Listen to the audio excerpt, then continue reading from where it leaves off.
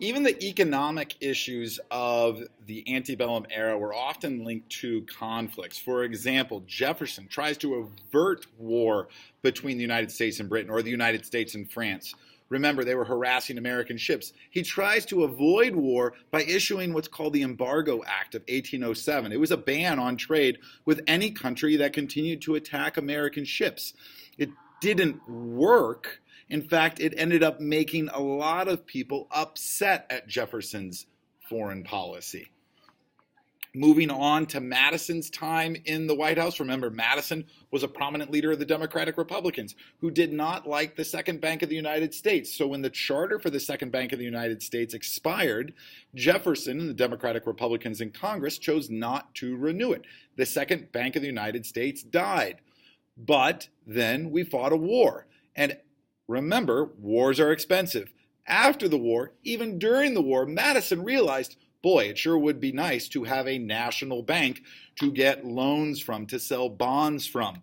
And so the Second Bank of the United States is actually created during James Madison, the Democratic Republicans' presidency.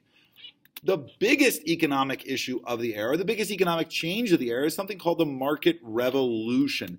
And it is a fundamental change in distribution. The United States goes from a bunch of local and regional markets to a much more national and even joining the international market of goods. It's brought on by a number of changes, especially changes in transportation, like the building of canals and later railroads. It's not an industrial revolution. Before the market revolution and after the market revolution, the majority of Americans are still working in agriculture. But it is a change in industry. It is a growth of industry. And that growth included growth on the farm.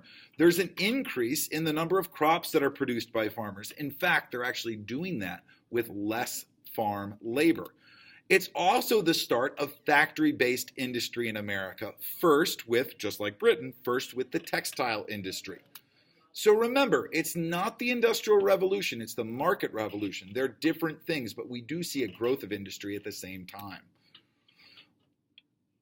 All of these changes, market revolution included, means that the United States economy is going to be susceptible to economic downturns that maybe would have in the past just hurt a region or a few states, now might emerge as an economic problem. During James Monroe's presidency, we have our first panic or economic depression, the Panic of 1819. In John Quincy Adams' presidency, we get the Tariff of Abominations, which creates problems in the South. During Jackson's presidency, Jackson hates the Second Bank of the United States. Remember, it was rechartered by Madison. Jackson basically goes to war with the Bank of the United States and kills the Second Bank of the United States.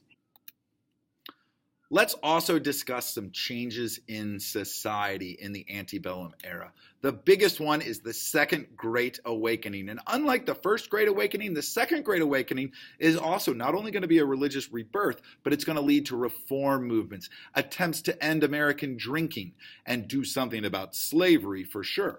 We also have some social and cultural movements at the same time, like Transcendentalism, a uniquely American philosophical movement, and an artistic movement known as Romanticism. And those romantics are also going to lend a hand in the rise of American nationalism, like we see in this picture here from Lake Erie and the Battle of Lake Erie during the War of 1812. All of this is going to happen at the same time that Manifest Destiny is beginning. This idea that America is predetermined by God to stretch from the Atlantic all the way to the Pacific.